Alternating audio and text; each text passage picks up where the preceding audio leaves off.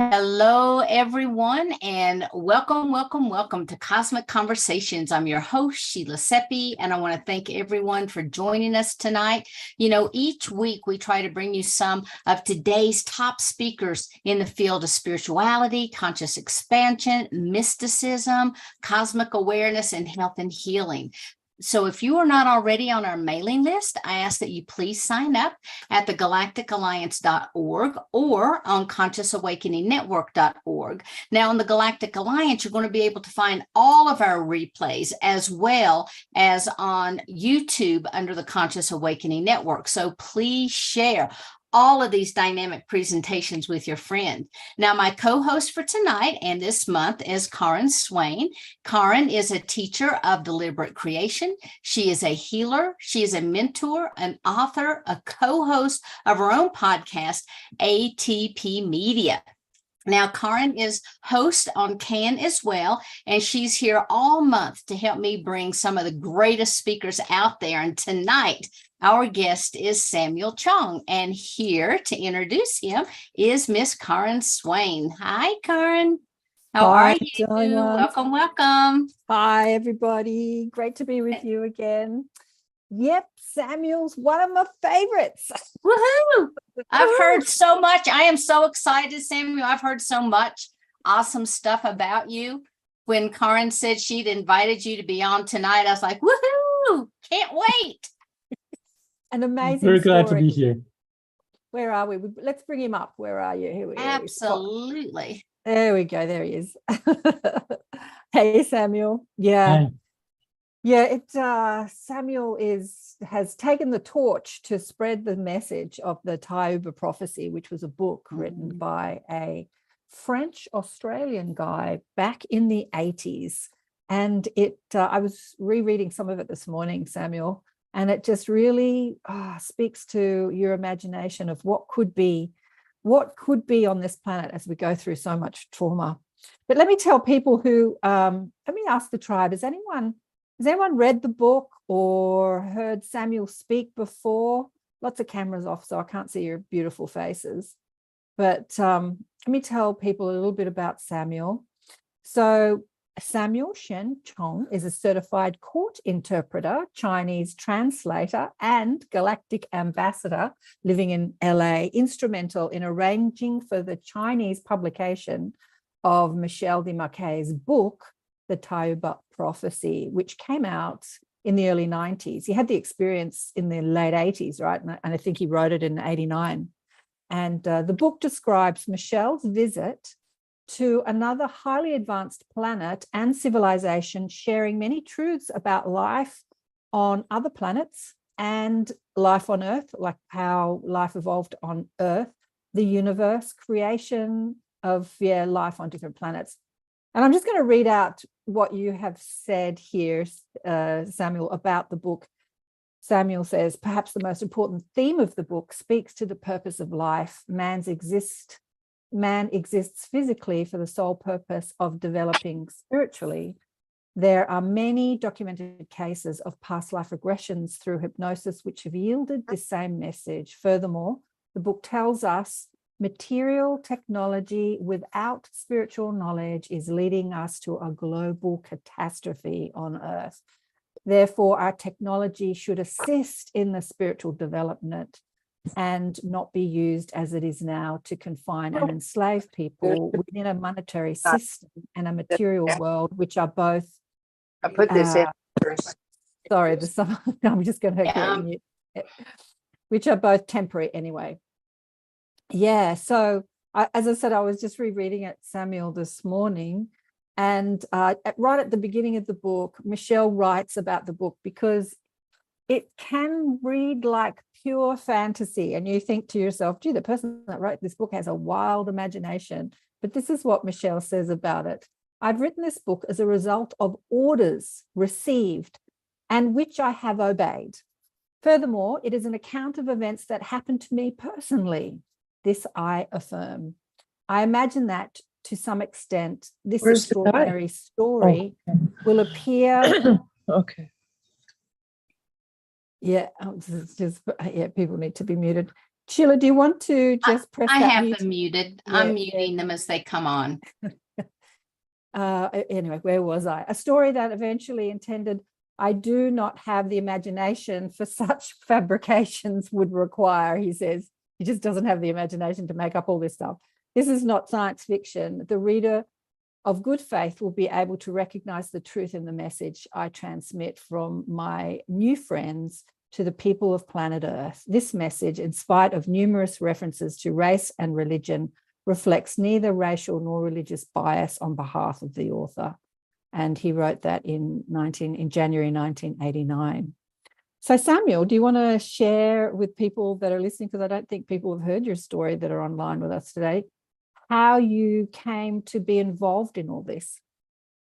Yes, I first found the book back in 2014 when I was looking for books written by ET contactees, for the reason that I was hoping to learn and gain knowledge from the ETs who came to visit us. Because in my mind, if they can come and visit us, they must have advanced technologies and advanced knowledge, so that we can just learn from them and to get a shortcut and to progress at a much faster pace.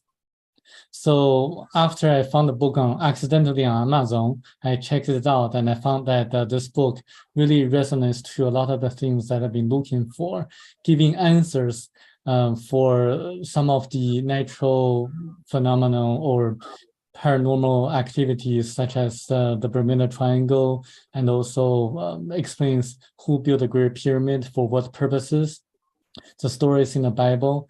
I was so amazed at the content that I read while I was doing a lot of research. But in the postscript of the book, it says there are more incredible things that the author was not allowed to write because we were far from understanding them. To me, that seems to be really, really shocking. And because to me, the book already contains a lot of content that's very, very incredible already. And what's more incredible about it, that he wasn't allowed to write in a book. So I decided to track him down and to visit him and ask him in person. So I found him some tourists happened to encounter him in Vietnam. So I flew to that island in Vietnam and showed the taxi driver a photo of his that I grabbed on the internet, and where showed his bungalow where he was living at that time. And the taxi driver took me there, and I was able to have to develop a relationship with him over time, and having the book, helping him to get a book published in China and Taiwan, where it became a bestseller over there.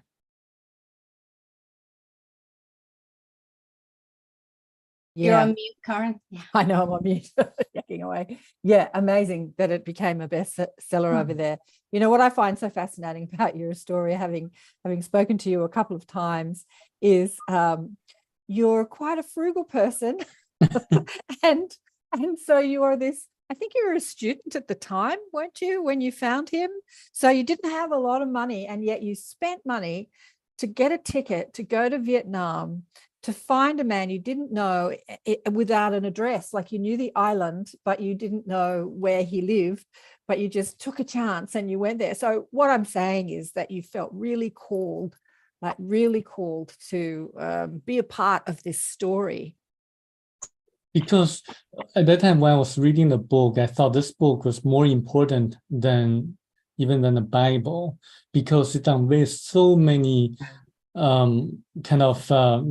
supernatural events on Earth, and also so much about the human energy field, the traditional Chinese medicine, where my parents are Chinese doctors, and also so many things are so interesting that I couldn't really find a mistake or something that is incorrect in the book. And I felt that something, if I'm able to know what the author, Michel Desmarquet, wasn't allowed to write in the book, then the greatest mystery in the world was about to be unveiled. So it's tremendous amount of value in finding him, asking about what's not written in the book. So I decided that would be the best investment in that I could have made in my lifetime. So that's why I decided to take the chance and to really track him down. It's Yeah. incredible. And so when you met him, what was he like when you met him? Because I think I was telling the group, I don't know if everyone that's on tonight was hearing it, but last time when I was talking about you, that he became very reclusive after spending the 90s, most of the 90s, trying to get this message out. As I read, you know, he was given this mission and he took it. And then people were like, you're crazy. There was a handful of people across the world and in Australia that supported him. But for the most part, he was ridiculed. And so he became quite grumpy and reclusive. So how did you find him when you got to Vietnam?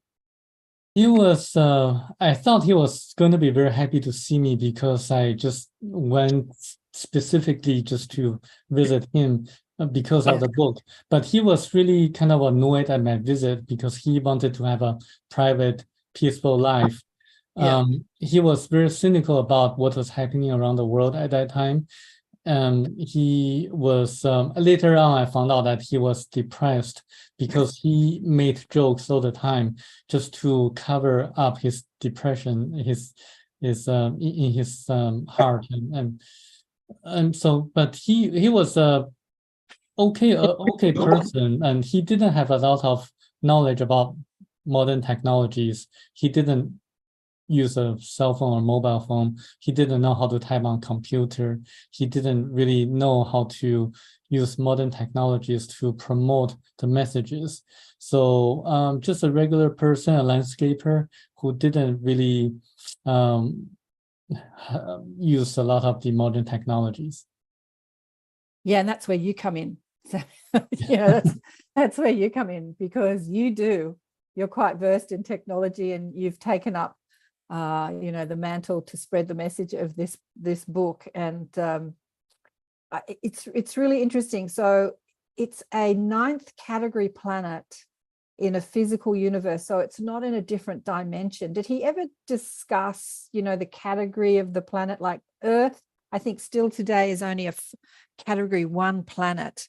And we'll go over the story briefly of what Michel went through too. But do you understand about the categories versus dimensions and densities?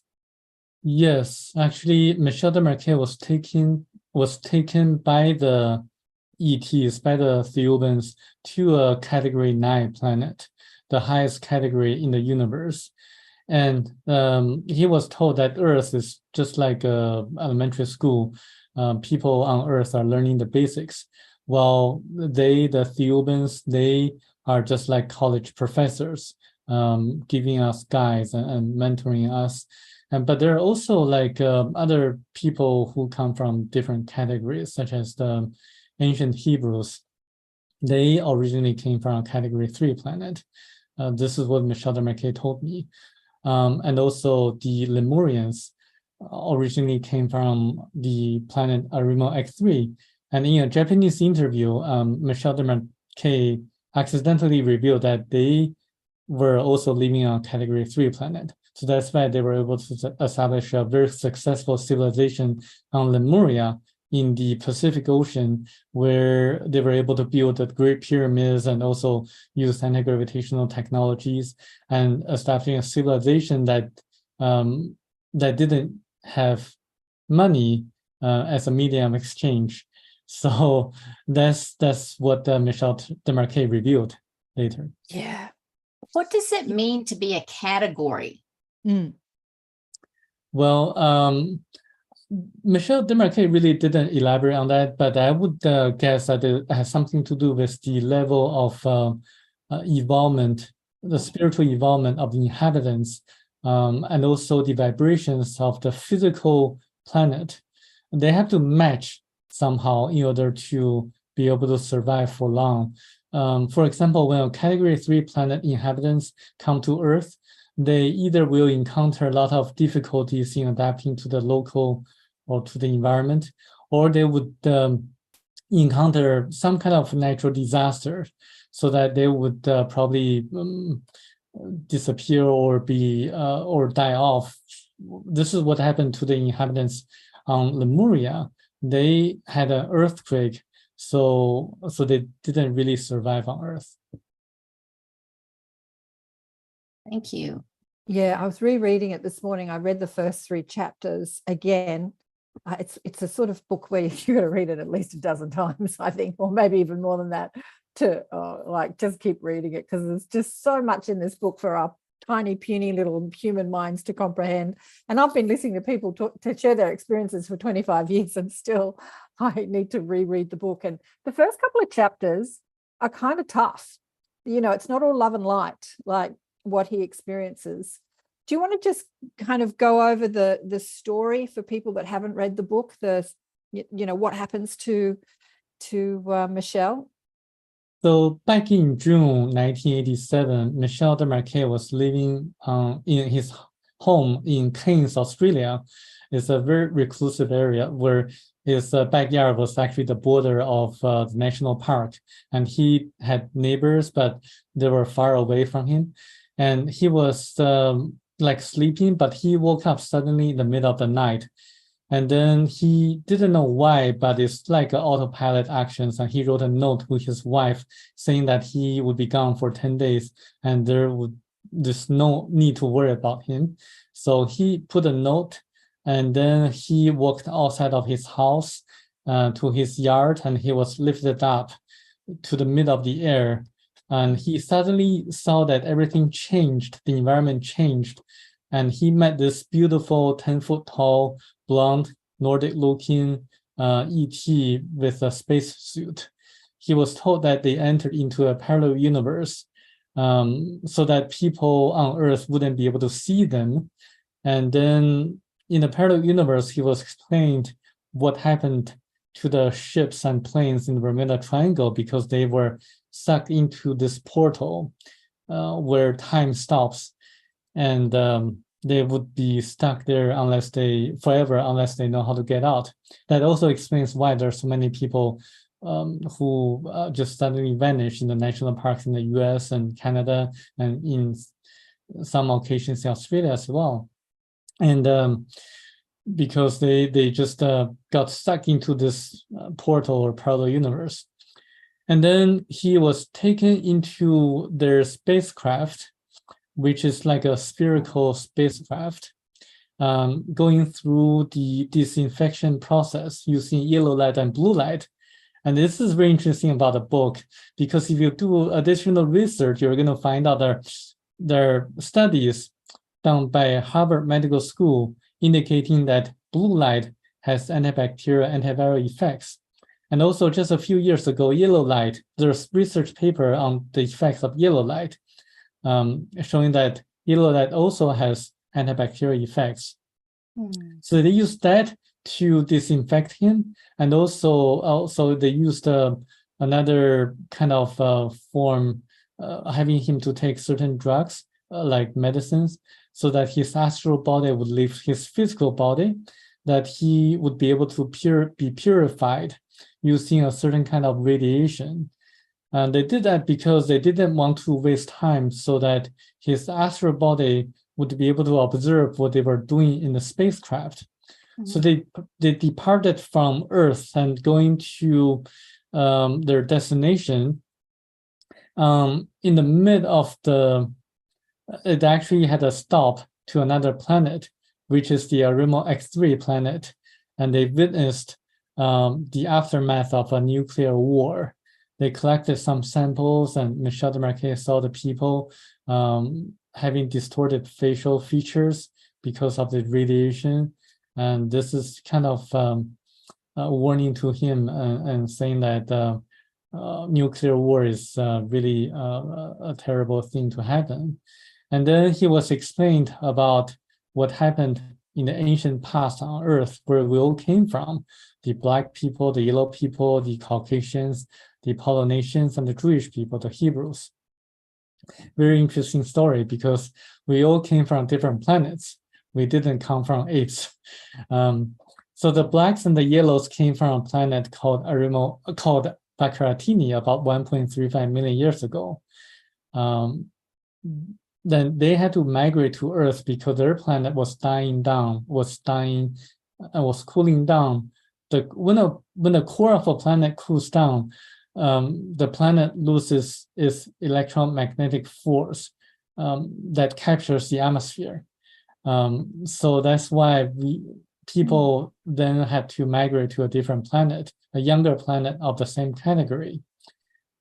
They chose Earth because Earth was young and there were no people living on the planet back then, but there were people living on Mars at that time, because some people say that there were kind of evidence of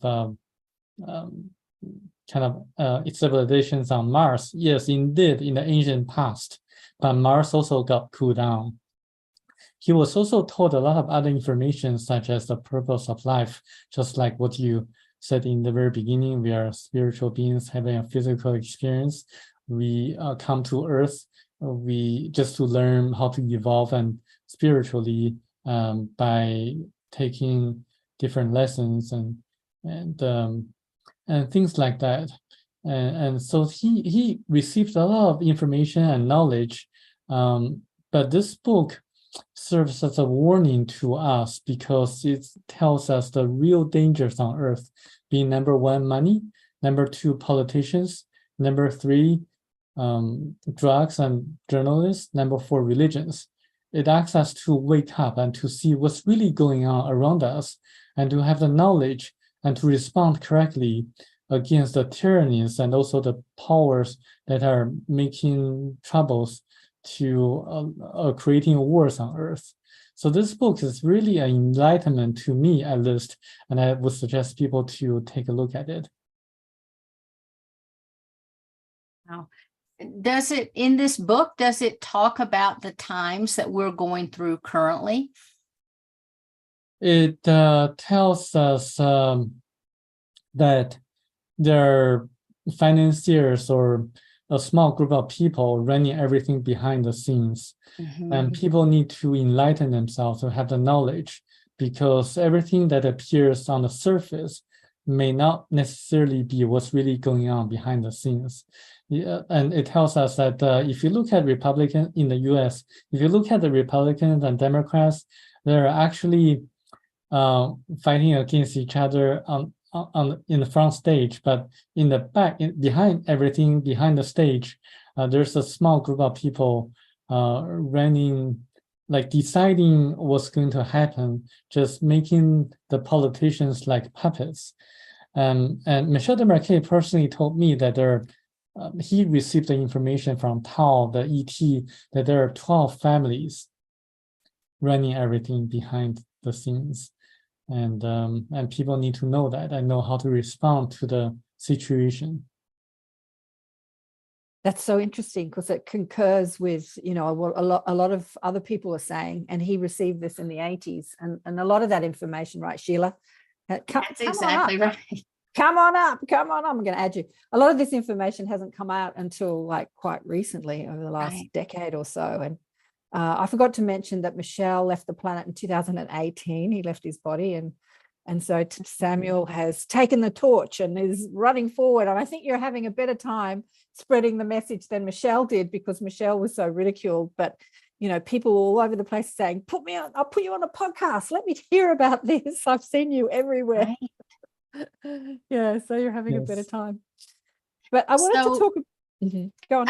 Sorry about that. I was just going to say, so it gives all of this various history in the book. Does it give, I'm still hung up on these categories. Does it give a listing of the categories and what one might expect has come from that category to Earth? Yeah, in the book, it only talks about category 1 and category 9.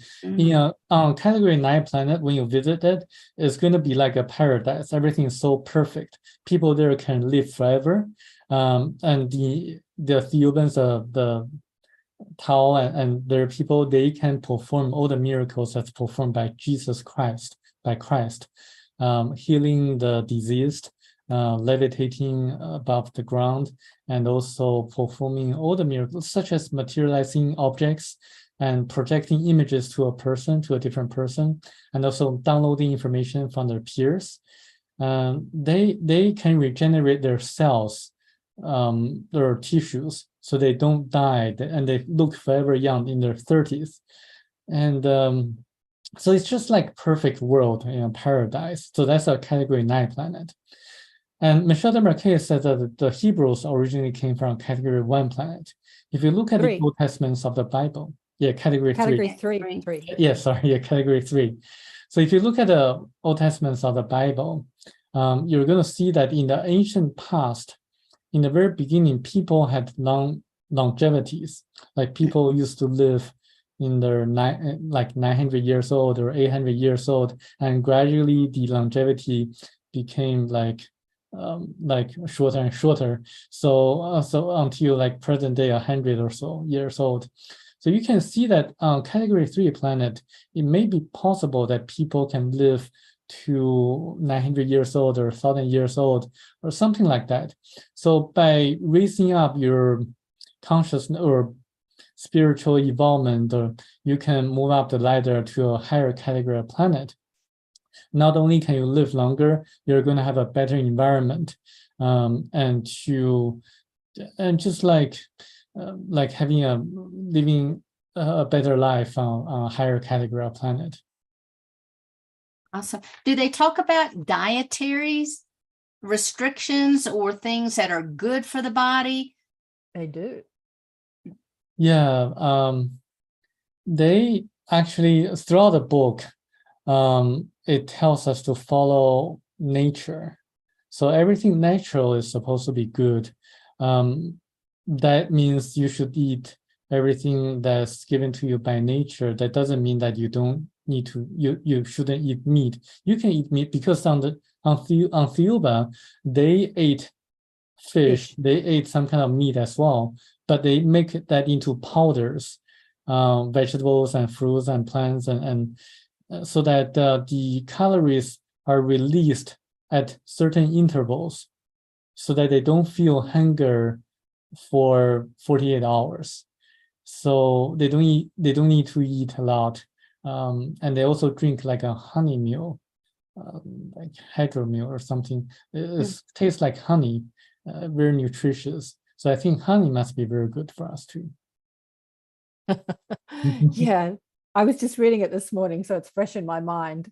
That when he goes on the spaceship, he's sitting in this sort of chair type thing, and then these trays levitating fly towards them, and on it is a drink, and then a bowl of like it looks like fairy floss sort of thing, and they call that the manna, and they said that's their bread. And he has like a spoonful of this manna, and he drinks that honey meal drink, and it's sweet like honey.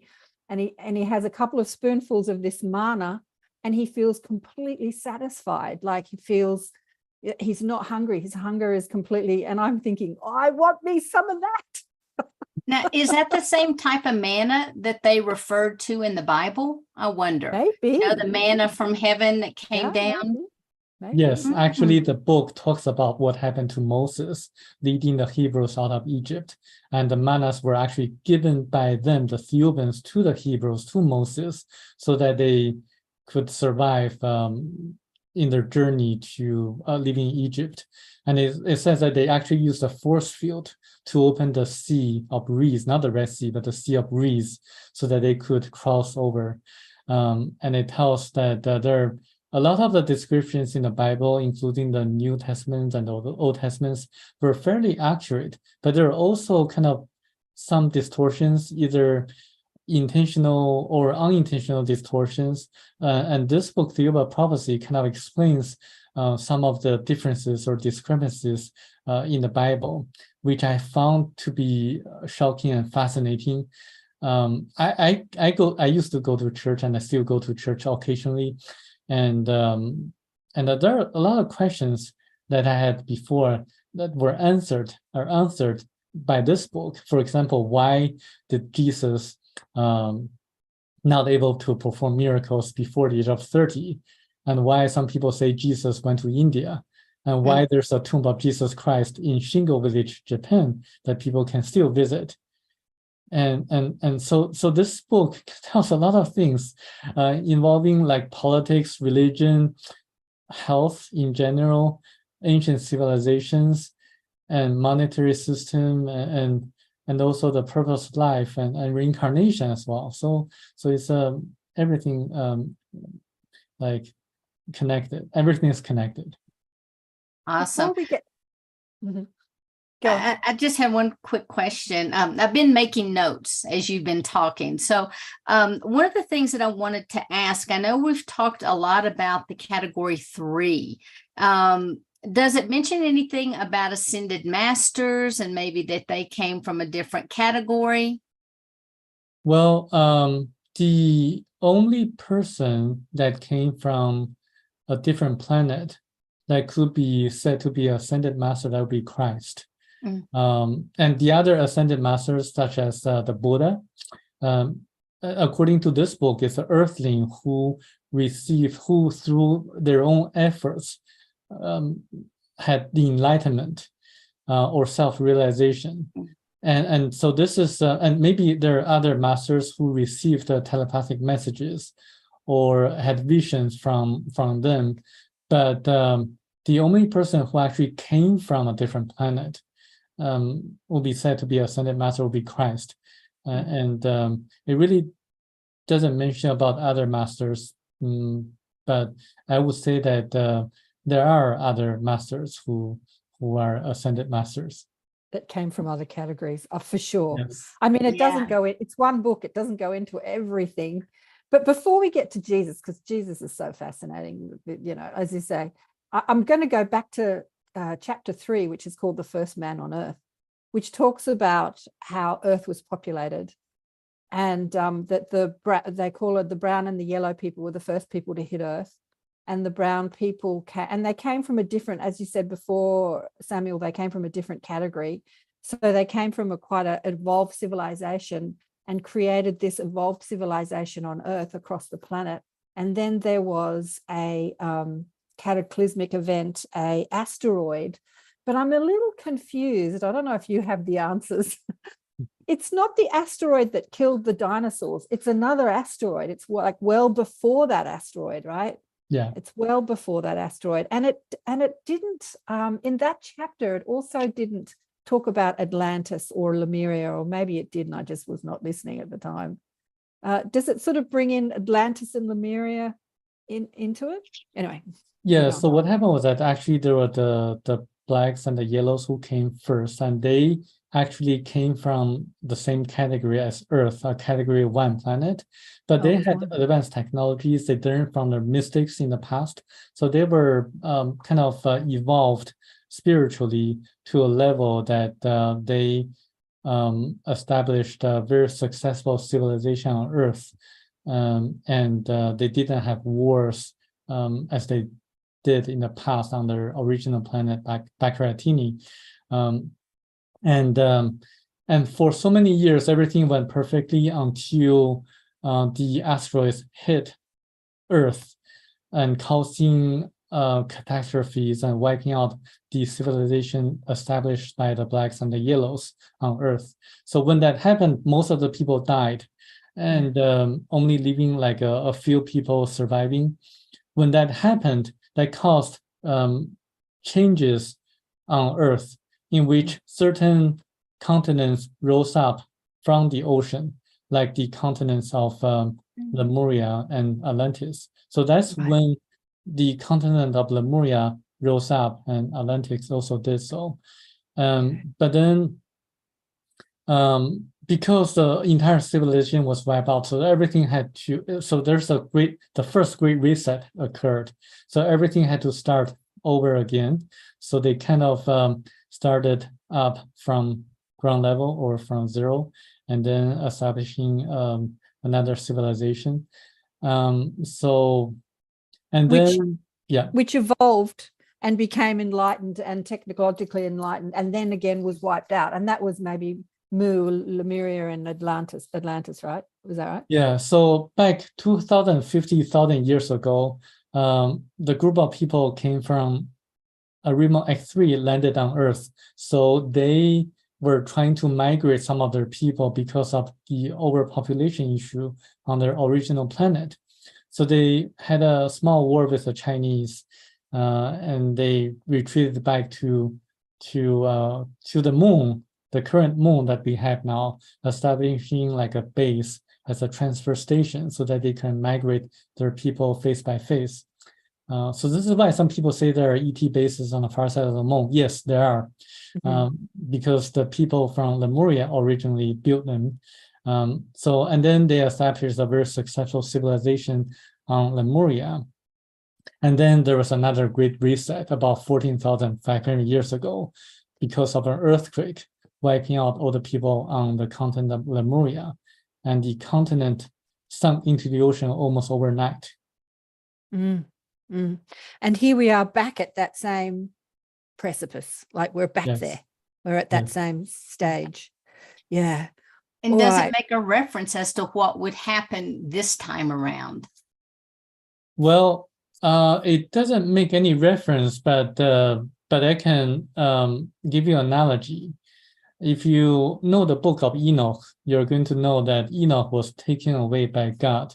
When Michel Desmarquet read the book of Enoch after he came back, he was astonished because the descriptions of the book of Enoch are very similar to what he personally witnessed going to the planet Thiaoouba.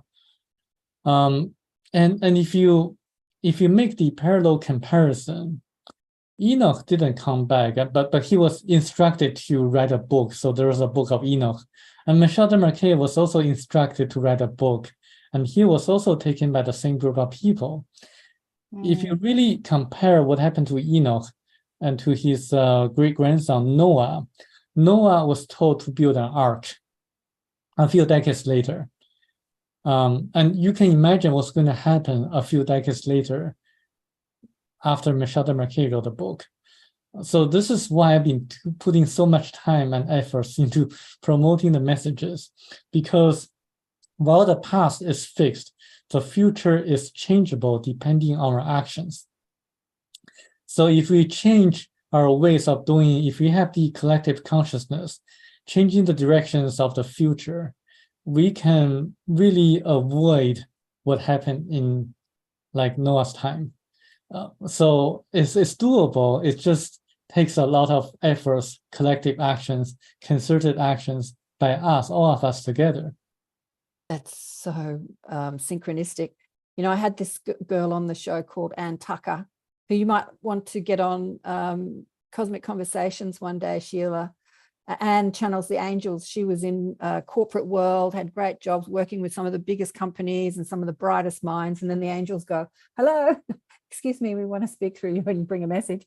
So she's like, can I come on your show? And I'm like, sure, thinking I'm going to have this nice, pretty little angel, you know, conversation. And it was not a pretty conversation, let me tell you. It was actually very predictive and about the current timeline we're on.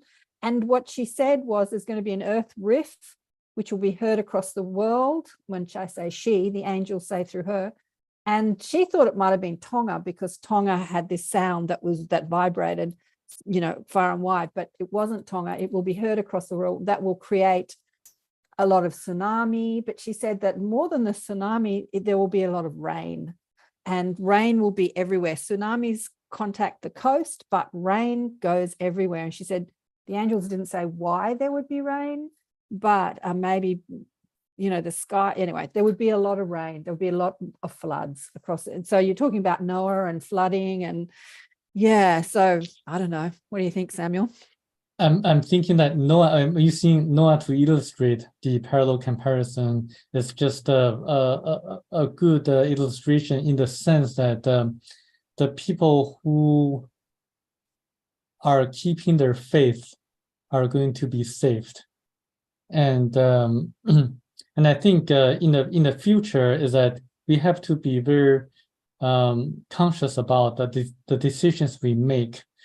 It doesn't mean that in the future there's going to be a flood. It doesn't mean in the future there's going to be a kind of a worldwide kind of event. She did say it wasn't worldwide. She said there would be a lot of rain, there'd be a lot of flooding across the planet, but not the whole planet. Like, and we're already seeing it. Like New York was flooded recently. We've had floods here in Australia about a year ago, massive flooding. But she said more of that to come, where there will be, lots of flooding and more disaster. Right. disaster, Lots of more flooding in disaster. India as well. Lots of flooding in India. So, Yes. I mean, one of the messages was, with flooding, there becomes water sanitation issues. So get some, filtering systems to filter your water. Yeah. So that's in the next decade. There was no time like it's going to happen then, but yeah, that's what we're up for. So again, we're in that same precipice where we're going through a massive shift, and therefore the messages in this book are poignant, right? But let's get into Jesus. Let's get into Jesus, because this is so fascinating.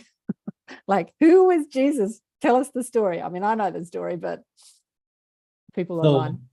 Yeah, this really shocked me when I was reading the book for the first time. I couldn't put the book down, because according to what was told to Michel Desmarquet was that Jesus and Christ were actually two different figures. The Jesus born from Virgin Mary, indeed, he was born from Virgin Mary. He was born from the embryo put into the uterus of Virgin Mary by the Theophans, by the ETs, so that it could fulfill the prophecies, and people at that time would be able to recognize that someone extraordinary was going to be born that way, was going to be born.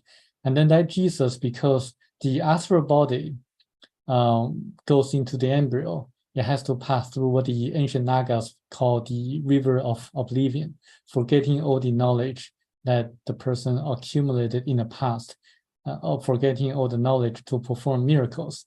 So the young Jesus, even though he was highly spiritual and highly knowledgeable, he couldn't perform miracles because he forgot everything. That's documented in the Bible because he had a very interesting and in-depth conversation with the teachers of the temple. That young Jesus went to India. So this is why people say there's evidence of Jesus in India, and going through China and died in Japan. So if you search on the internet, there's a tomb of Jesus in Shingo village, Japan. If you just search Jesus tomb, Japan, you're able to find the articles on that. And there are videos on YouTube as well. The people in the village practiced a different custom from nearby villagers in Japan. And they sing a song that sounded like ancient Hebrew language. So this is like evidence that people can still verify and validate. Christ, on the other hand, is another being sent by the Theophans to us. They first made a body of Jesus, a physical body that resembled the body of Jesus. And then they go inside of the, like one Theophan goes inside of the body made by them. They resembled Jesus, the appearance of Jesus. And because they did that way, that Christ figure remembered all the ways to perform miracles. They did that just to be able to perform miracles so that people could believe the teachings of Christ. Because back then in ancient times and also in modern times as well, people are skeptical, and people were skeptical as well. Unless someone could perform miracles like Christ did, his teachings wouldn't have been believed. So this is the whole reason. So that's why during the last 3 years of Christ's life, he preached, and he had to use a lot of parables in order for the people at that time to grasp to believe or to know the principles of life, and also how to live the spiritual life. It's just like us trying to tell the cavemen the dangers of atomic bombs. We have to use a lot of parables and illustrations. So did Christ. He died on the cross just to show people at that time that there's life after death and there's reincarnation. This is why he resurrected after 3 days, just to show people there is reincarnation. But as we all know, the concept of reincarnation was later removed by the Catholic Church Council meetings. And this book is so specific, it named the 4 Catholic Church Council meetings that intentionally distorted the original meanings of ancient scriptures. So this book is such a treasure. It's so specific, containing so many verifiable facts that for people like me who are like having a scientific mind and working with doctors and lawyers, it presented a lot of proof for people like me and like other people to verify and validate. So the body of Christ was manufactured by the Thiaoubans so that it would have a completely different DNA structure, or maybe more DNA online, or however they do it, so that he didn't pass through the river of oblivion, like the veil of forgetfulness, and he could remember who he is as infinite intelligence and creative potential. And he had all the same abilities that the Thiaoubans have, in that he could levitate, walk on water, he could manifest, like there have been different gurus who have done similar things. They've manifested instantly, like Sai Baba, vibhuti and jewelry, and so he could do those, like loaves, fishes into wine, or whatever it is in the Bible, all that manifesting, things we call miracles. The Thiaoubans just like everyday life, right? Just normal for us. Now, what category did he arrive from? 9. Category 9. Christ came from category 9 planet, and the astral body of Jesus also came from category 9 planet. Category, got it. Taking notes there. Okay, I'm getting the book. I've got to get the book. I have told I've already ordered the Audible. I have told her to read it a dozen times, but you know what? Here's the thing.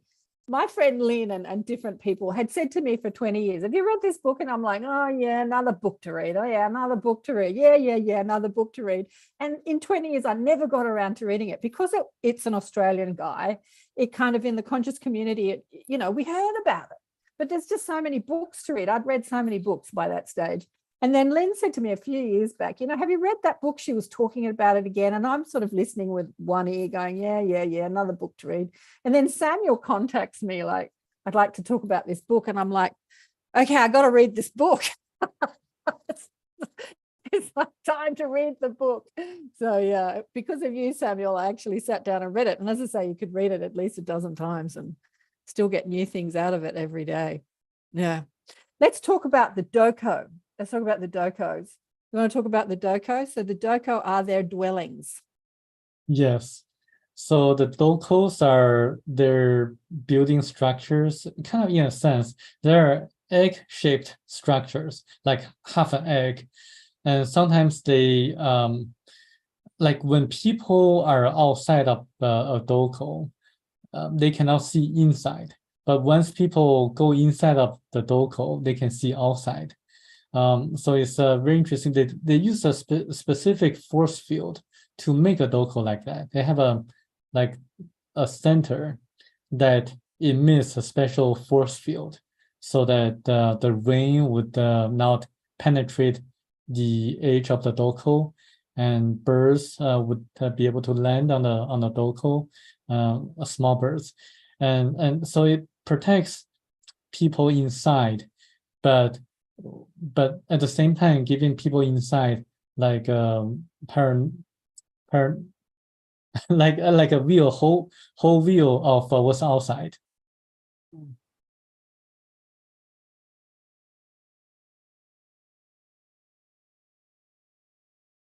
You're mute. Karen, Oh, I'm you're muted. on. Yeah, you're on mute. I'm muted. Yeah, the doko is their dwelling structure. Oh, thanks. And look what I found, Samuel, online. I found this in, that stuff that you can make images. What's it called? Canva? There's not Canva. There's anyway, it's this new AI thing. And I was looking through it, and there's this. I'll have to do a screen share. There's this doko there. So it's this massive structure that, like, the little human at the bottom of this is like the size of an ant, and there's this massive egg-like structure that, it's made out of a force field that you just pass through it, but it's the force field strong enough, as I say, birds can sit on it, and they're like sitting on a solid thing. And do you want to talk about the doko on the island where he took him to, and how he took him there? They talk about their transport, how he transported them to the doko on the island. Yes.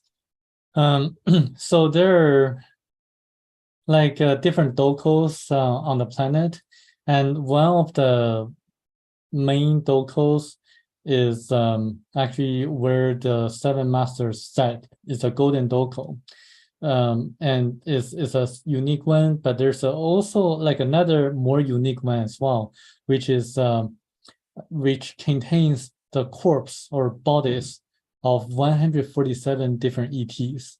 So Michel, before he came back to Earth, he was led into that golden doko where he saw the 147 corpse floating in the air, and he saw different people. Like he saw people who resembled the like a Native American chief, like an Indian chief, but it's different from what we see. So like different ET species were presented in that doko, but he also saw the body of Christ. And what he observed was that there were kind of like traces of injuries on the ribs of the Christ, on the body of Christ, and also there were injuries on the wrist, of Christ. What happens is that a lot of people imagine that it was the palm in which they nailed the nails over there. But really, if you really look at the weight of the body, if you nail someone on the palm on the cross, then the body weight is so heavy that it wouldn't support the body weight. It's actually the wrist in which they nailed Christ on the cross. So this is actually supported by kind of physiology or scientific evidence. So I think this kind of minuscule, like every detail in the book is so interesting and so kind of people can be able to validate the truthfulness of the information contained in the book. Wow. Well, I just ordered my copy off of Amazon. I've got the Audible so I can listen to it, but I feel like this is going to be one of those books I want to hold, and that I'm going to want to reference many, many times. What I'd like to do, Samuel, if there's anything else you want to share with us real quickly about the book, I want to go ahead and open it up for questions from our audience because I'm really blown away by the book. I think it's phenomenal. And I have 100 questions and I already see hands going up. So I know other people do as well. But I want to give you this opportunity. If there's something specific about the book that you haven't shared with us yet, that maybe you would like to. I think what's interesting is the transport, how they went to the doko, where the golden doko, how they got there. I think that's interesting. Yes, they have all the technologies but very simple technologies. They neutralize gravity using a vibration. And they also use a force field to move the objects around. So this is how they travel on their planet. They can travel up to 300 miles per hour using a very simple device, making a force field around the holder of that device. And then they can do everything they want. So they have great technology that we can learn from. They can also make water from thin air. So they can combine oxygen and hydrogen molecules and to make water. They can also do the reverse as well, even though they don't need to. What's important to me is that we see a lot of wars going on, and it relates to the danger on Earth, the true dangers on Earth. The number one is money. So because of the military-industrial complex, the defense companies, if there's a long period of there's long peaceful period where there are no wars and they are not able to make money anymore. It goes to other industries like pharmaceutical, the health industry, and also the energy industry as well. So the book is also is very important because it gives a solution to the problems we have on Earth. So solution is very similar to those that you haven't read the book, similar to what Gandhi did in India. Through nonviolent resistance, we can work together in concerted fashion to rise up against tyranny, having a major strike against the special interest groups, against the financiers, the different industries, so that they have to listen to our demand, cater to our wishes. So this is a way to counter a lot of the issues that we encounter, we face here, the challenges we face here. And also another important thing is that when you face personal challenges, for example, relationship or financial, you should look inside for answers, not look outside, because the kingdom of God is within you. We can get the answer from higher self. So by having a meditation or having a good night of sleep would be able to help you to connect to your soul, your higher self. So that's the best way to find answers to your real day-to-day challenges. Beautiful. Thank you so much. Thank you.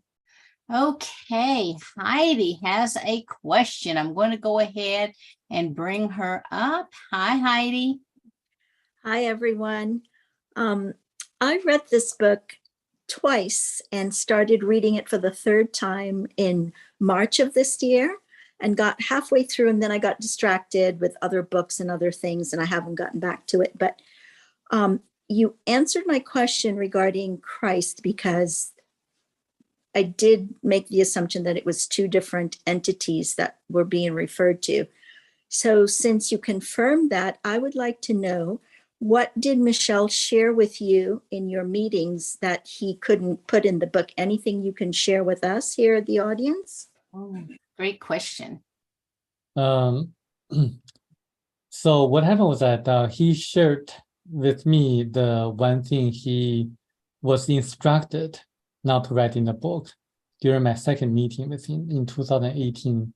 That's in May of 2018. He told me that Thao told him not to have me to keep it secret. So I have to keep my words and to follow the instructions.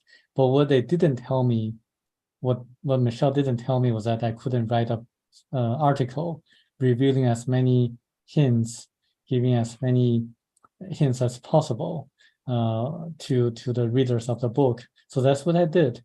So I gave as many clues as possible, and the title of that article is The Second Coming of Christ. So you can get a sense what's coming up, but there's a twist to it. So this is that one thing Michel Desmarquet was instructed not to write in the book. But there are also other things that Michel didn't put in the book that he later revealed publicly. One was related to the Sphinx. He said that there are three chambers beneath the Sphinx, under the Sphinx. When we are ready spiritually, the three chambers can be opened. And when that happens, everything will be known. So this coincides with what Edgar Casey says, the Hall of Records. So I think that's probably what's inside the chambers of the Sphinx.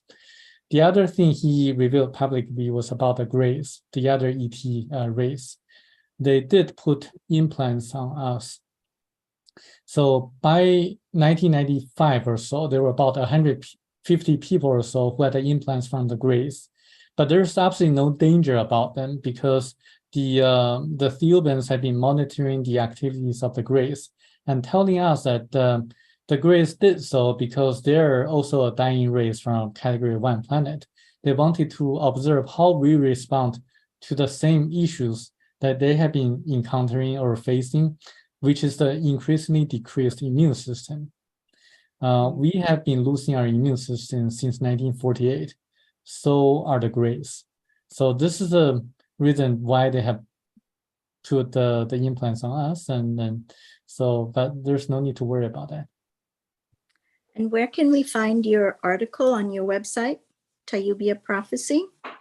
So it's chinasona.org, and then / I can put the link. Can you pop the link in here? Thanks. Put in the chat. Okay. Yeah, pop the link in the chat. Thank you very much. And thanks for being here and for being invited. It's amazing. Thanks, Heidi. Thank you. Bye. Thanks, Heidi. Okay. Hi, Carol. You are next. Hi, Sheila. Hi. How are you? Hi, Karen. Thank you so much for doing this, folks. How is the little dog? Willow is wonderful. Willow, yeah, it's wonderful, huh? Okay. All right. Thank you, Samuel, for doing this. I'm just blown away that you would read a book and then you, being a student, and I was a student, though no money, and then you go, and oh my gosh. Yeah. I'm absolutely amazed, right? So yeah, this is what I'm getting to in my life. I worked in London, you know, born over there, worked there, worked over here, went to college and university, and I'm retired now. So I teach, you know, I'm teaching online as well. My cousin and I saw a UFO, and there wasn't much going on in England then. And I came here and I went to all the conventions and met the abductees, right? Of course, what we're finding now is they want us to go to higher levels of consciousness to stop, you know. So what you're saying and what Michel, you know, what they gave him, you know, yeah, this is what I'm getting, right? I had a near-death experience. I had pneumonia, and I was told to go back. So that's, you know, that's what I'm doing. I'm in 7 groups, and they're pretty much all saying, you know, the same thing. There's a woman in Turkey. Oh, it's Billy Meyer in Switzerland, one-armed farmer, and he's been given, you know, the ETs came down and it dictated to him, and he's written a book called The Goblet. We have a woman in Turkey, Mrs. Chorak. She's 100 years old. She's written a book called The Knowledge Book. It's the only group that actually gets together in Toronto, and we want to, you know, this is what we want to do, is to try and raise the level of consciousness, right? That what I'm getting is people just, you know, they go to school, college, or university, and then they got marriage and kids, and they, you know, they're working at 3 jobs trying to pay a mortgage. You know, when you try to talk about this, you know, they just got a, they don't even know what consciousness is or whatever. It's just a blank look, you know, in their face, right? But that's what we want to do, is to, but anyway, what I'm getting is to raise this level of consciousness. So what do we need to, Samuel, do you agree that we need to shift people's negative thinking to positive thinking? Yes, you know, and to speak their language, because people who have a busy life working on 3 jobs, and they don't have much time, they don't have the focus, but we have to like find the angle to present the messages in a way that they can easily absorb and receive. So I think this is actually something that the light workers should all do, is to really find different angles to present our messages to them in a way that they're easily accepted. So I think this is actually one of my next goals, is to really present such information in different fields, especially the people who still rely on the mainstream media, and to really try to make them think more independently. Okay, great, thank you. Yeah, okay, we got it. Thank you, Carol. Great, thank you so much, folks. Hi, Sandra. You have a question? I do. Was he given any information on 0-point energy? Well, not in the book, but Michel Desmarquet revealed after he came back and after he got a book published, was that the way that they were able to travel at a speed much faster than the speed of light was that they have to go to deep space first, at a speed a few times faster than the speed of light. And then they have to vibrate their spacecraft to the speed of light. And then they can, in deep space, kind of teleport their spacecraft to another location in deep space. And then at that location, they again travel at a speed a few times faster than the speed of light to their destination. So this is why they're able to travel at very fast, at long distance in a very short period of time. And I would assume that they must have the knowledge of 0-point energy, and because they're masters of the universe. So I think yeah, they must have. Yeah, I think that would be an important help for us to rise up against the financiers and the other industries. If enough people learned how to tap 0-point energy and the energy of the ethers for Earth uses, everyday uses. So I'm interested in that technology and trying to find out what I can. But Thanks. on the other hand, Michel Desmarquet says that the reason they chose him, one of the other reasons they chose him versus a scientist, is that if they chose like a physicist to go on the spacecraft and going to Thiaoouba, and they're afraid that the technologies would be reverse engineered and be misused on Earth and create wars, more devastating wars.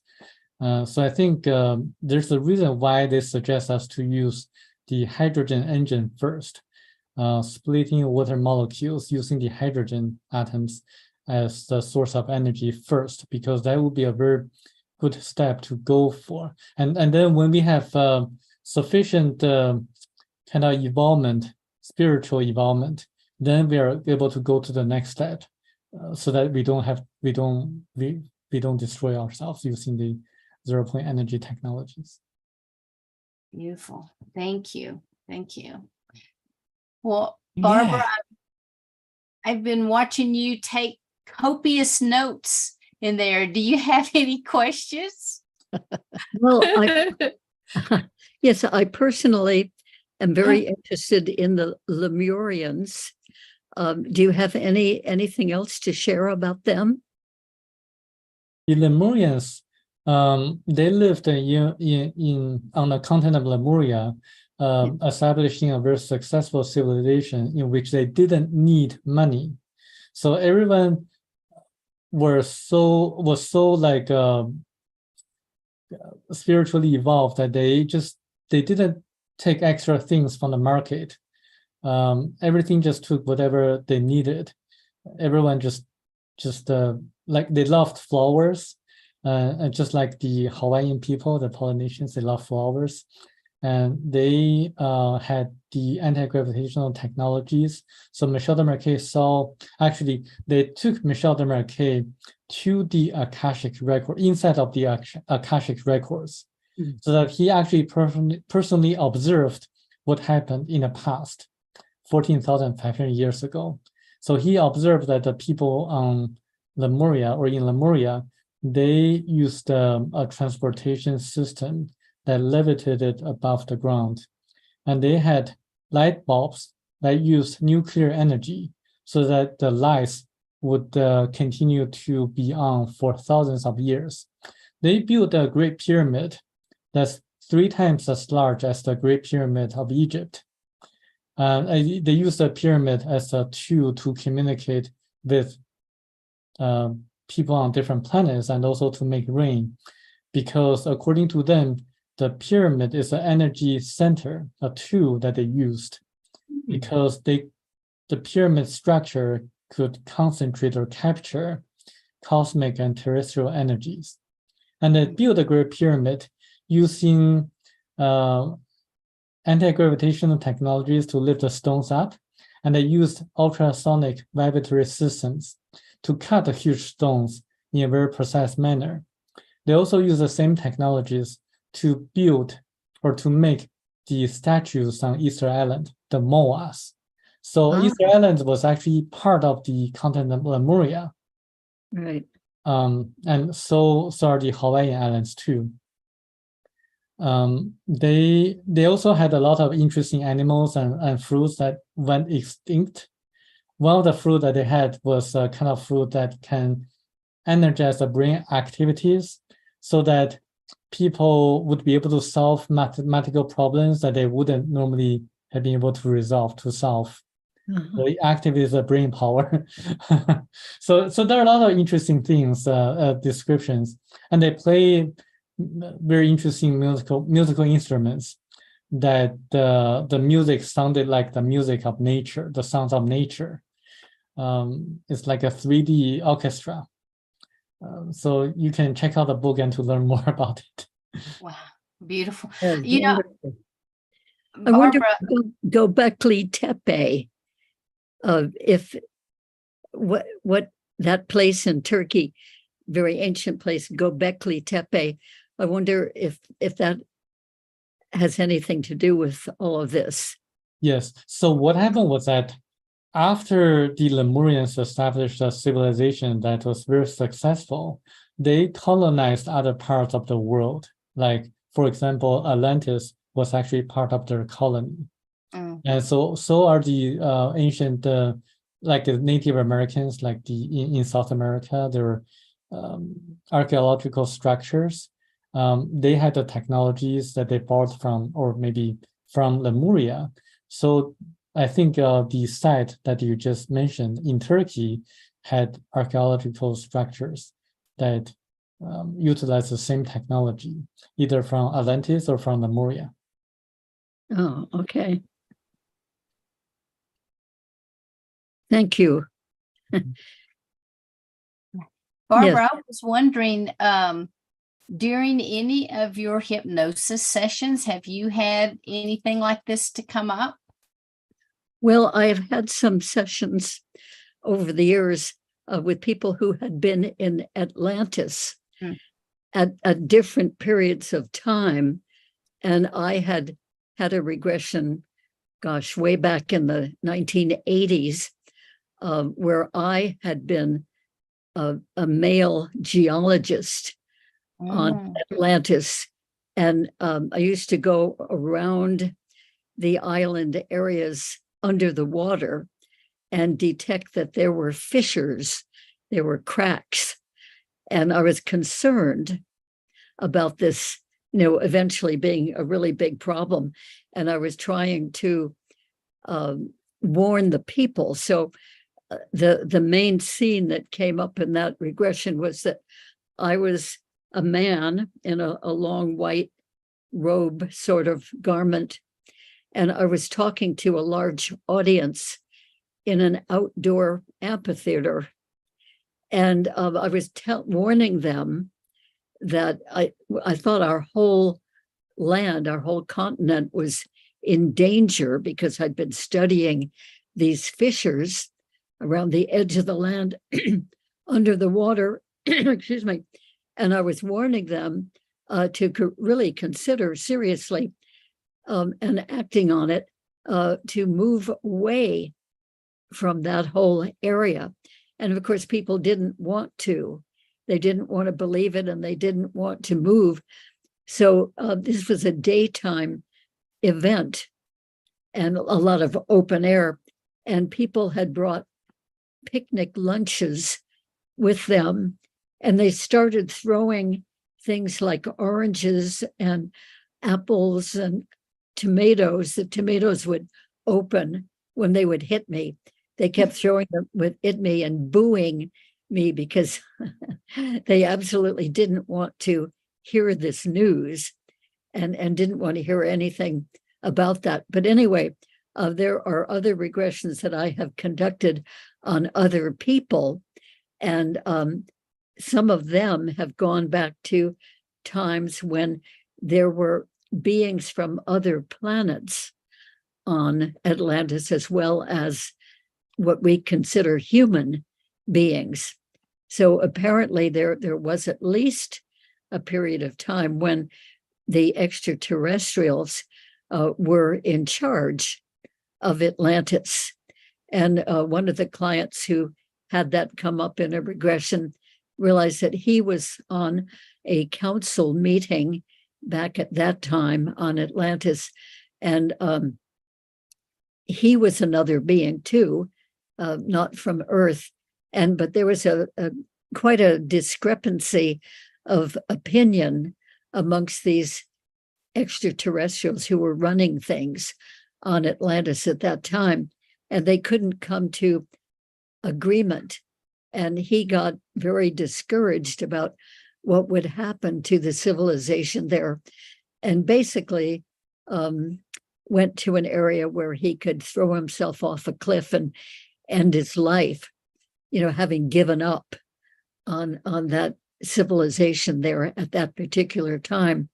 So there are other people too have gone in regression to different periods of time on Atlantis. So all of those reports are somewhat different from each other, depending on when they were there. But it's certainly very, very interesting to find out about. I think that's a fascinating civilization that lived there. But I'm particularly drawn myself to knowing more about the Lemurians. And when I was on Easter Island, which I went to 2 separate years, 2010 and 2011, and I always had the absolutely strongest feeling that these statues were carved by others who were not of this planet. And then about a month ago, I was regressing a woman, and toward the end of the regression, she was in touch with the extraterrestrial beings who had a lot to do with her. And after talking about some of her issues and experiences, her relationship with them, then they started talking to me through that client. And they initiated completely. I didn't mention anything about this, but they initiated that they knew that I was very, very fond of, in fact, in love with Easter Island, and particularly with the Moai statues. They said, we know, Barbara, that you are very loving of them, and that you knew that they were conscious beings. And that is true. On both trips, I kept saying to people I was with, these beings are conscious, even though they're stone carved from the volcanic rock on the island, but they're alive in some way. They're conscious, had a very strong feeling. And it was really lovely to get that validation out of the blue from those beings who were visiting my client. Beautiful. Thank you so much for sharing, and thanks for your questions. And it's always good to see you. Thanks for coming. Good to see Thank you, too. Barbara. Thank you, Karen. Thank you. Thank you, Sheila. Okay, let's see. Elaine, you have a question. You're on mute. Elaine, you're on mute. There. Am I? You're Hi. good. Okay.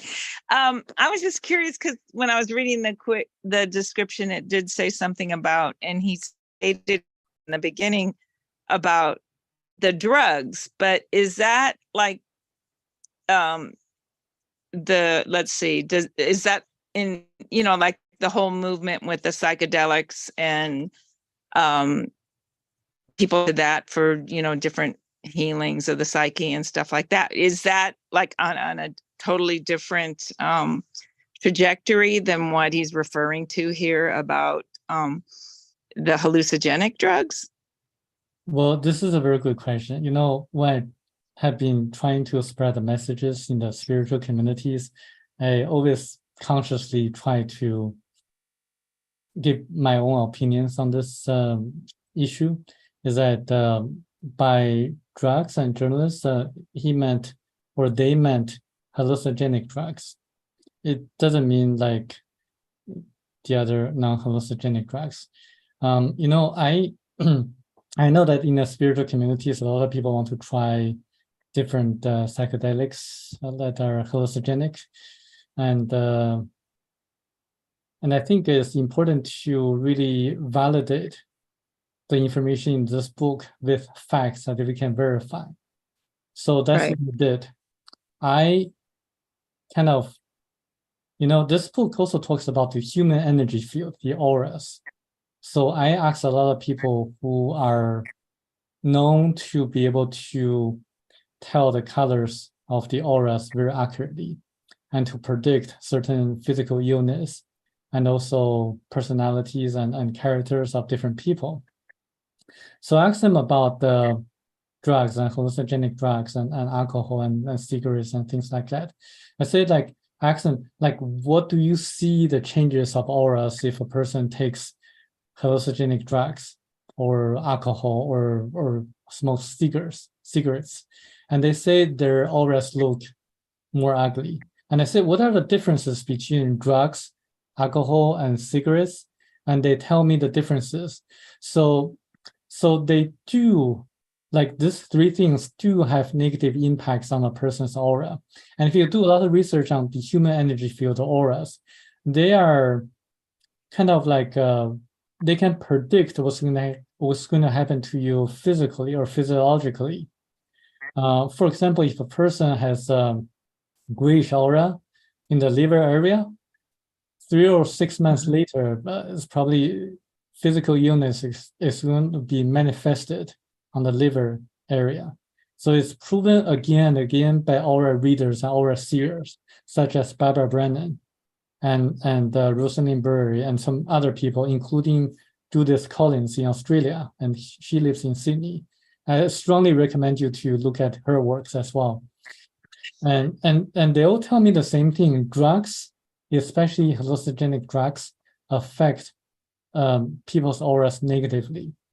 So I think it deserves attention, and people need to look into that and to see what the effects that the drugs have on people, including the drugs that people use in the spiritual communities. This book talks about the hallucinogenic drugs giving people a false paradigm, taking their astral body into a place that the astral body is not supposed to be in, and damaging the astral body in a way that is going to take generations or several reincarnations to make up to. So they say that the drugs, hallucinogenic drugs, are causing kind of like damages to your astral body that it would take a few generations or a few reincarnations to go back to the normal status. So I would be very cautious or maybe encourage you to read the book and to come up with your own opinion. And what was the woman's name in Australia again? Judith Collins. Judith Collins. Yeah, I had a long time ago, when I was maybe more of a purist, I had also heard that it kind of drugs and things kind of put holes in the aura. So it's interesting to get that confirmation from you as well. So thank you. Thank you very much for the question. I really love it. All right. Thank you. Thanks, Elaine. Thanks. Did they talk about like ayahuasca or mushroom type hallucinogenic drugs? Maybe not. Well, let me put it this way. Some people say psychedelics or hallucinogenic drugs have certain therapeutic effects. For example, reducing pain and reducing depression, but there are other ways, far better ways to reduce pain and to combat depression. If people read the works of Anthony William, it's American psychic or medical medium, and you are able to see some of the best ways to really respond to some of the physical illness that people have. Anthony Williams is someone that I would encourage to look into. Beautiful, thank you. You know, something else we didn't discuss is the way that they have dominion over, which a lot of ETs do when they communicate telepathically, is I can't remember what it was called, Samuel, but when he's in the spacecraft and he's heard about the asteroid that wiped out the first civilizations on Earth, and then he talks about mind control. It's not mind control, it's not the word, hallucination, and he goes into an experience of the spaceship tearing apart and they're out in space and he's like freaking out. Do you remember that? Do you want to share that? Yes. That is a very important detail that you have brought up to everyone, because that's a very important fact in the book, is that they can actually project images and also certain feelings onto a person, so that the person would be able to have this kind of hallucinogenic feeling Experience, which is not real.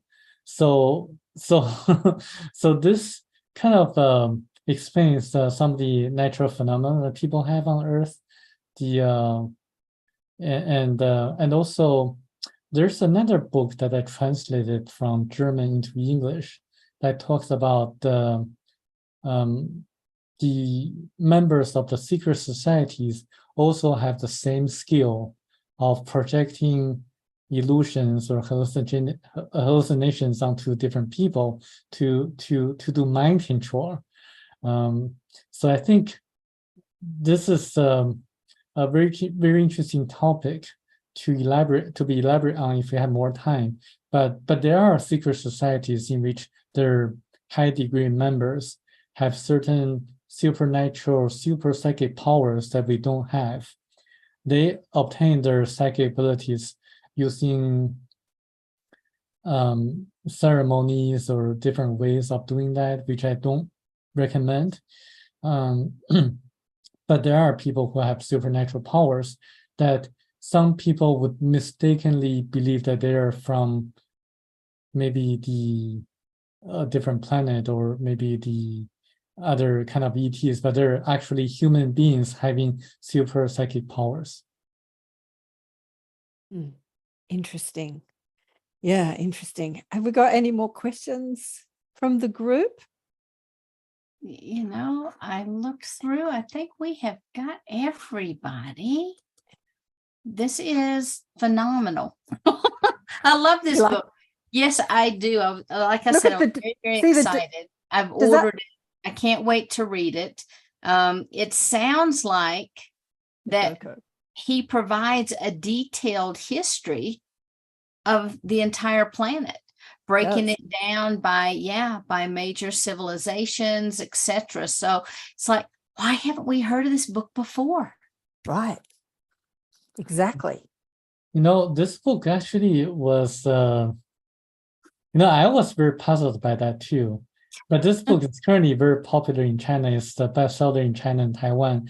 And I think it has something to do with the timing, because people back then, maybe 20 years ago, weren't ready for this book yet, because it just doesn't, it's not just about ETs or UFOs or spirituality. It also talks about the financial system, politics, and also ancient civilizations that have a totally different, kind of like a different angle and perspective. I think people 20 years ago or 30 years ago weren't ready for it yet. But I think now is probably time to put more effort into promoting the messages. And also another reason is probably because Michel Desmarquet, he was a computer illiterate, and he tried his hard, he tried his best, but he weren't able to get a book published as a nonfiction by a major publisher. Right. Major publishers, they have their own distribution channels versus independent publishers. So I think that's another reason why people weren't aware of this book back then. Well, plus he didn't have you until recently promoting it, huh? Absolutely.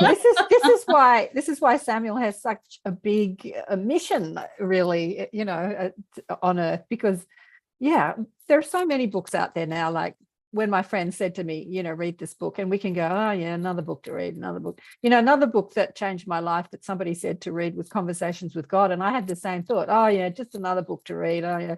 And then you get the message again and again and again, and like, okay, I'll read the book.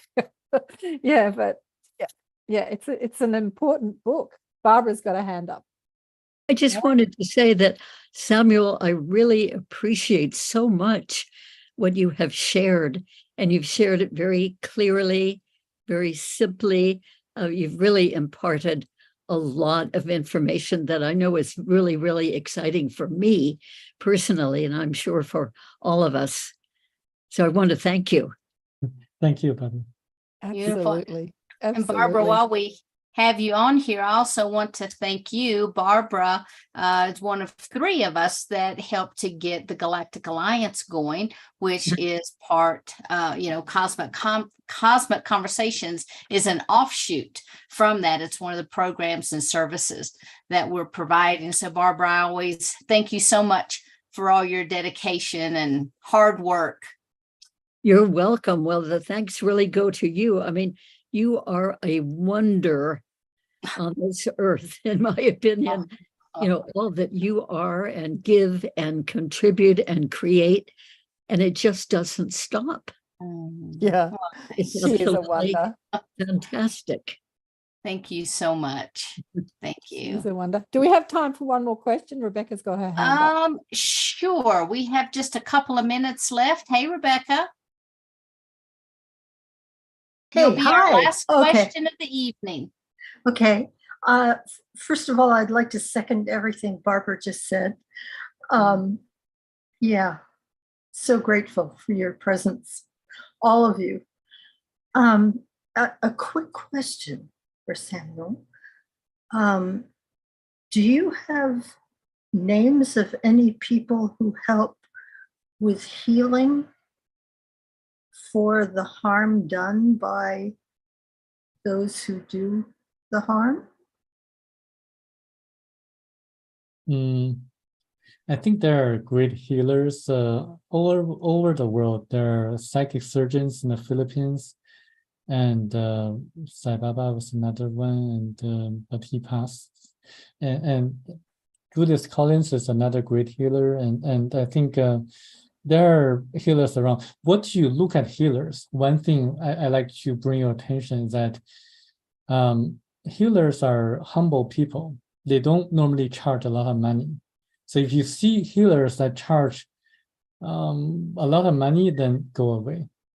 The healers are normally compassionate about everyone, and they just charge a level of monetary compensation that's going to help them to survive their daily lives, and they wouldn't charge excessively. So if you look at how healers treat other people, you're going to know who is the real deal and who is not. Okay. I wasn't able to write those names down. Could you maybe give them to me again? I think I'm sitting here among them, actually. Yeah, they're but I had to throw it out anyway.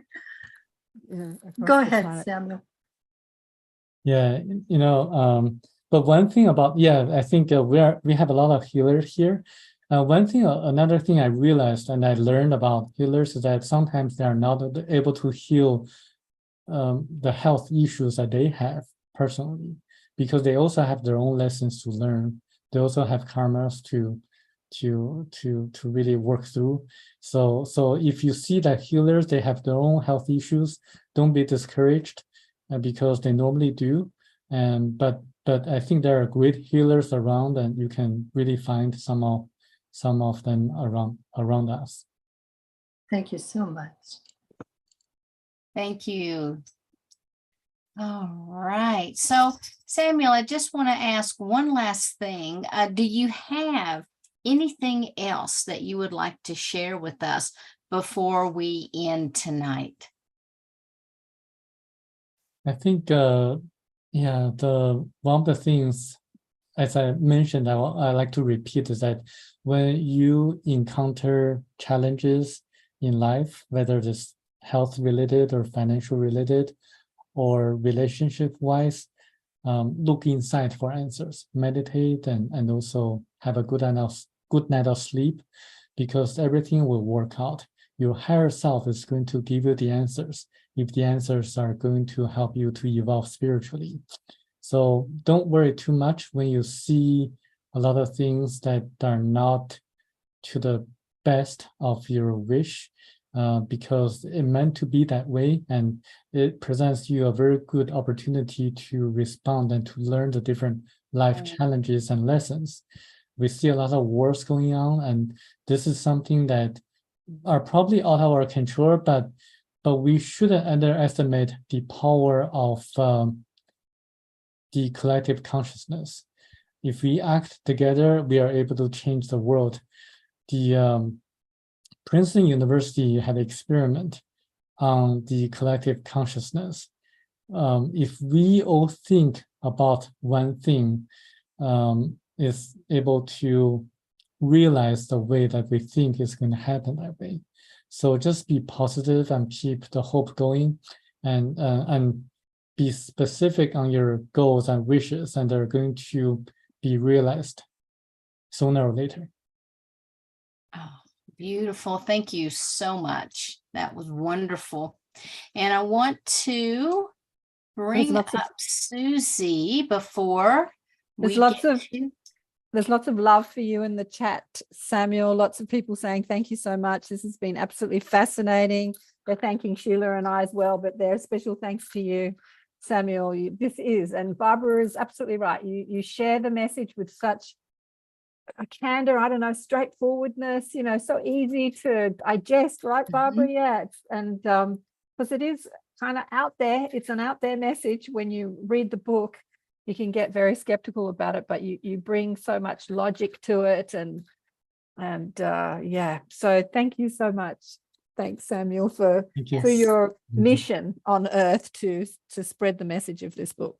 Yeah, beautiful. And Susie, we're going to call you up in just a minute, just as soon. I just want you to know we haven't forgotten you.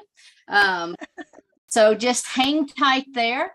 But I do want to thank you again, Samuel. I want to thank you, Karen, for being my co-host for this month. Thank you so much. And I want to thank everyone else that's out there watching us, whether you're live or whether you're watching us on replay, whether you're here in the audience, if you're on YouTube, we thank you so much. And we have recently just crossed nearly 182,000 viewers and downloads, etc., a month. So I really want to thank everyone for helping to make that possible. So thank you, thank you, thank you. So Susie, come on up, sing us a song, and then we'll close on out. Okay, this song I wrote with a few girls a little while about bringing in this new age, and Samuel sure is bringing in the new age, is he not? Thank you, Samuel. Bring forth the dawn, for the time has now come that all mourning and weeping be cast away. We create anew as we speak forth the truth, for we're pressing into the new day. And we shout at the walls that stand in our way. We rejoice as we see them fall. We lift up our eyes, we behold a new day, where we live by the star-seed call. Oh yes, rejoice, for the word has now come that has bound and loosed and set us all free.